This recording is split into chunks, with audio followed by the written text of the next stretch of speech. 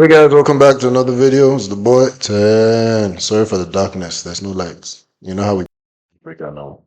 Weird and inconsistent. But yeah, something that's not going to be inconsistent is my presence on this channel. Anyway, today we're checking out The True Meaning of Life, an animated cinematic by Mitch Manley. And if you know me, you know I'm a very introspective and reflective person. In fact, I have another channel where I do more deep dives into the human psyche. It's just like a conversation I want to have with you guys. I hope you enjoy that type of content. Link is in my bio. Anyway, let's check this out and let's see what wisdom would be imparted on us today. Every day, over 150,000 people die. That's over 6,000 people every hour, over 100 people every minute, and about 2 people every single second. That means since you started watching this video, about 20 people have already died. And some of these people got hit by cars. That's an insane statistic. That's an insane statistic. It sounds ridiculous and it makes, if you really picture it, it's like ridiculous. But there's so many people on this earth and so many things happening all at the same time that it's actually very feasible. We always say 8 billion people, but we don't actually take into cognizance how ridiculous a number that is on the planet of the earth. Others fell off a cliff, others may have had a heart attack, and others may have simply passed away from natural causes. Death is one of those things that every single living thing on earth has in common, and death does not discriminate against your skin color or your political beliefs or where you were born or how much money you have. No one can escape the incurable disease that we all are blessed with from birth called life. And it's interesting because even though we all logically know this, very few of us have really internalized this. How many of you have really sat down with your eyes closed in an empty room and truly imagined what your funeral would look like? Like, who would even be at your funeral? Who would be? I saw a quote that says, "Life is just an endless, search for the people who will be at your funeral." So the people you meet throughout your life really just, and the relationships you build with them really just dictate who stands at your tomb, which is very, very nihilistic. Be there out of pure obligation and politeness, and who would be there because they actually wanted to be there. What would people say about you? What would they remember? And it's weird because you'd think because we all have this terminal disease called life that we all would be more sympathetic and loving with one another. I mean, this life disease really is the one thing that all human beings have in common. Because in 120 years from now, every single human being on Earth will be dead, and a brand new set of humans will be alive. And then in another 120 years after that, another brand new set of people will be alive. And this is the cycle of life. It just goes on and on and on. And when you start thinking about life like this, you really start to realize how short our time here on Earth really is. And you also start to realize that we all are on this journey together as one. And it also makes you question the way most people interact with one another. Like, it doesn't matter how many times you tell people this, nothing is going to change. Why? Because the human nature is inherently selfish. Everything we do, me included, we don't really do it for anybody else, we do it for us. When we love somebody, we want to make them happy. We're not trying to make them happy for them. That's what we want to deceive ourselves at. We want to make them happy for us. We want to see them happy. It's a selfish need of us wanting to see them happy. To see them happy with us. Hence why they leave us, and it's like you don't want them to be happy. You wish them all the worst things in life. That's not for everybody. A lot of people just be like, all right, take care. But the need, that wanting to see them happy, even with another person, is not there. The best we can do is like, all right, I don't wish you bad, but like, do you, But we are not actively hoping to see them happy, unless we maybe like forgive them and we become friends again. That's a different thing. But you understand what I'm trying to say? Our need, even in our most what we call selfless periods or feelings, are still selfish innately. It's not unconditional.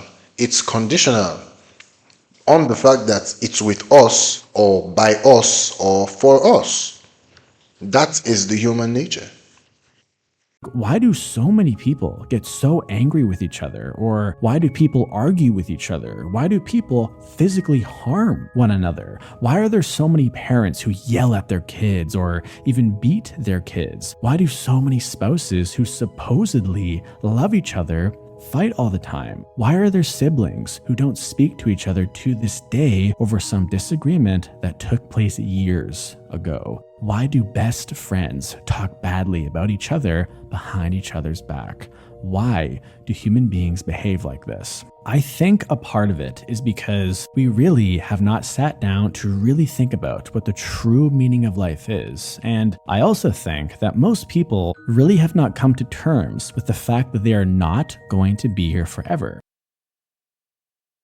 You know, the problem that I think there are people who are actually living their lives, They travel, they spend time in nature, around the world, visiting places. Those are the people who have escaped the system, the matrix. Because everybody else isn't really living, they're just surviving. So everything, all their relationships are based off of survival. They are with this person because she's manageable as a friend and is near her workplace or works with her. So you build relationships with your co-workers because they are the ones that are there, not because you actually like them. Now, that's not to say they are not good or nice people, but it's not that you sought that kind of person. Over time, you just built relationships with these people and they became your friends simply based off the foundation that you work at the same place. Same thing in school. You build friends and relationships simply because all of you go to the same school. It's why relationships fall apart fast once the foundation is gone. You graduate school, suddenly you don't speak to people that you thought were your best friends for years. It's like they just vanish. Not because the relationship was fake, it's just that the foundation that made it work and possible is gone. You feel me? There are people out there who are traveling and living their best lives. They are actually living. Everybody else is just surviving. Hence, they're not really making decisions or acting out of living. They are not even thinking about life because they are too busy trying to sort the next bill. They are too busy trying to figure out how to eat tomorrow. So it's like talking to somebody who's working a 9 to 5, 8 hours a day and trying to tell him about life, like the true meaning of life and how he should do this and she should do that. Bruh, they'd hit you upside the face with their bag or their shoe or something. Who cares when they're thinking of their crying kids at home, how they're going to pay the next month's bill, their rent is almost due. Like, there are a lot of things on their mind. And it's not their fault, it's just that's the power of the matrix, and only the few who can escape, who can find freedom financially and be their own boss, get to experience a life that is lived not from survival but from experience. And to be honest, I don't really claim to know what the true meaning of life is. Okay, I think it's something that our human brain can't fully. By the way, guys, forgive the darkness. It's not my fault. There's no light. Africa is such a place, bro. Well, I won't say Africa, but Nigeria is such a place. Nigeria is logically understand. It would kind of be like trying to explain consciousness to a dog or a cat or something.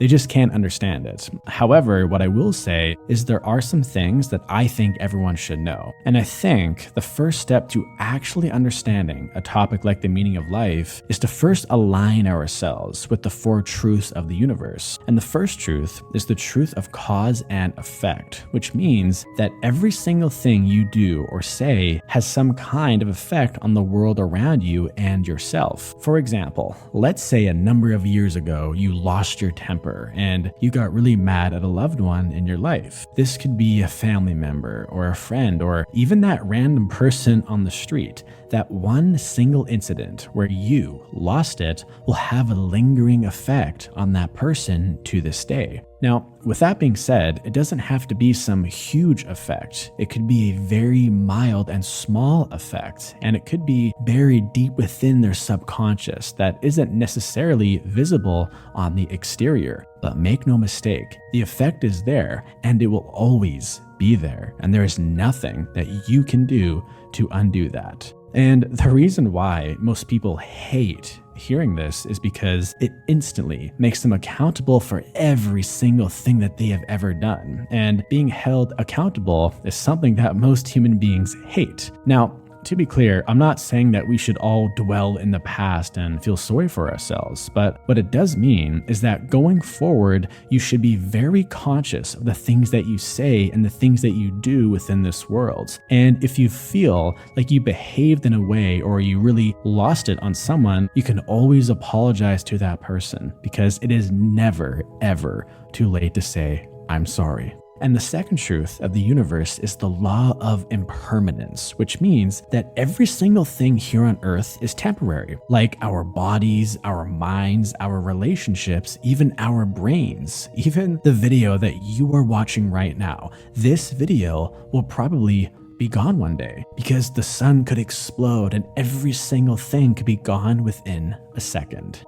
And funny enough, this is actually a good thing, and it shouldn't really make you feel bad or sad, because it's none of those things. What it should make you do is really cherish each and every single moment that you have here on Earth. And to be clear, they don't have to be these big special moments. They can be any moment, like that one time where you laughed so hard that tears fell from your eyes, or maybe it was that time where you simply were sitting alone and you were just gazing at the sunset. Because If only people realize that life is just an endless offering of experience, they would really slow down to capture the whole experience, you know? I know it's hard. We are goal oriented, we're achievement locked, we're looking to achieve the next thing, and it's not our fault, it's conditioning. Society has made us, even video games, it's like, oh, get this sword, get this bonus, get this perk. So we're not playing for the game itself, we're playing to achieve within the game. And that's how we have structured our entire minds to want or appreciate something, the constant getting of something, the constant achievement of something.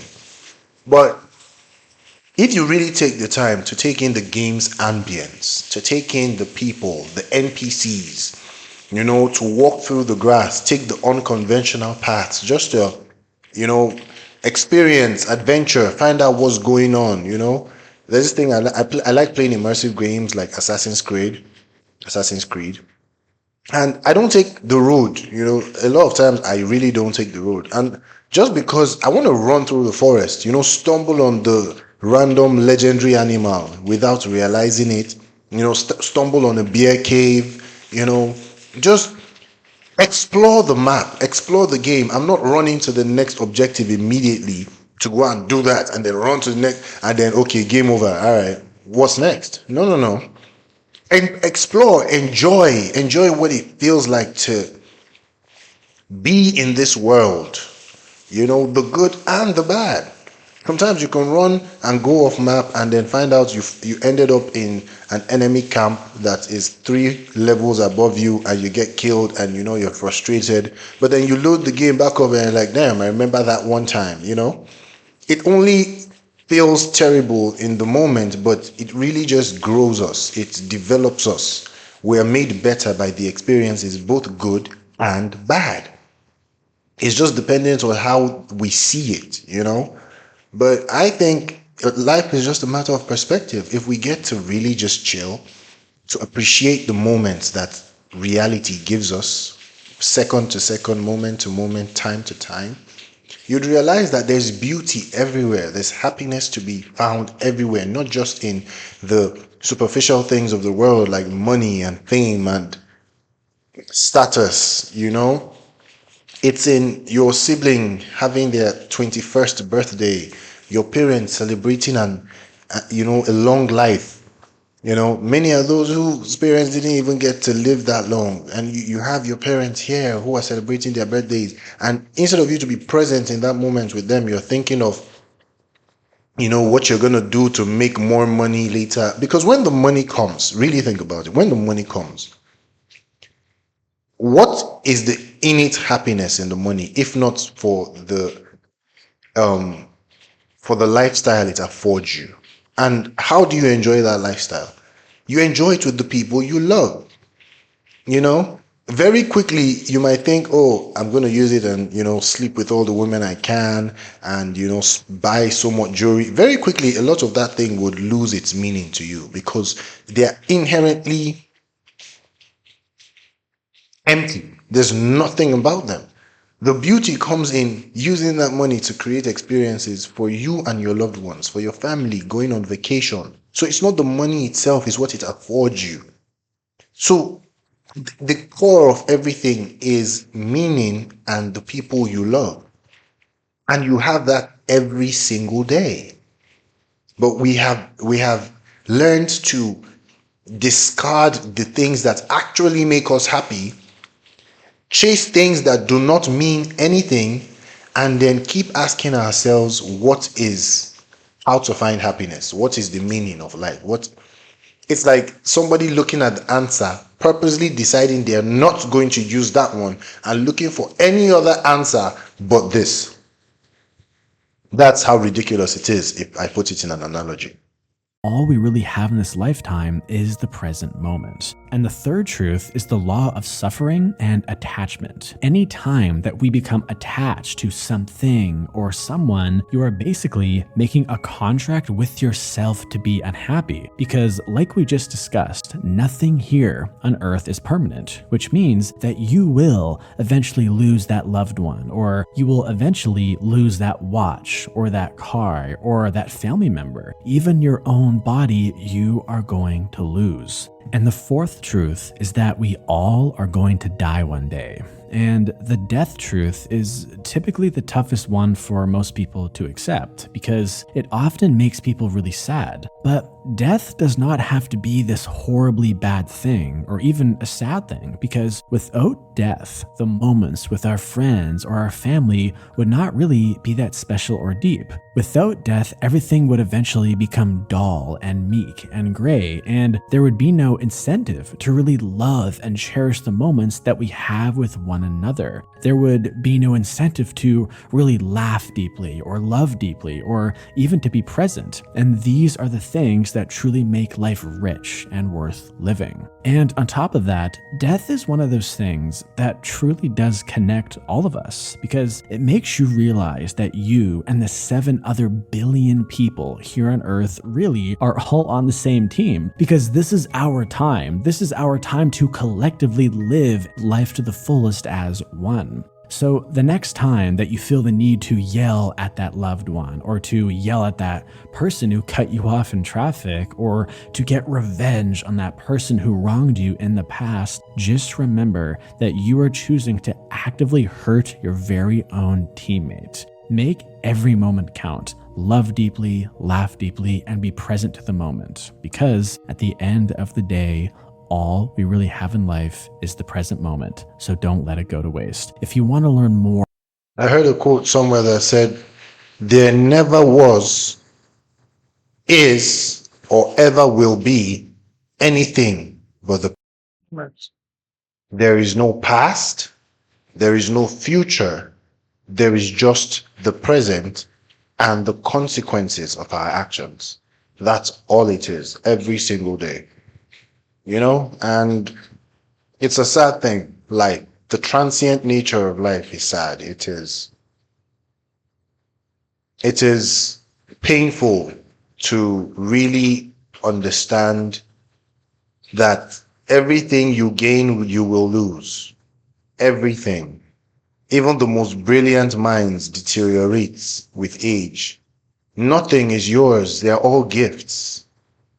Everything is a gift because it's not yours. You didn't create yourself. You didn't create your mind. You didn't create your experiences. You were merely a participant in a world that was built for you, but not necessarily for you to own.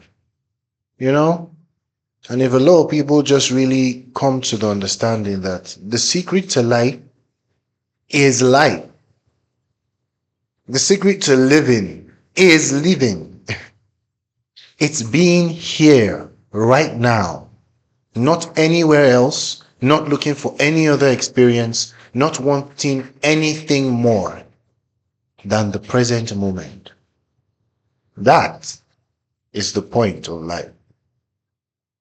Thank you for watching, and I'll see you in the next video. Peace.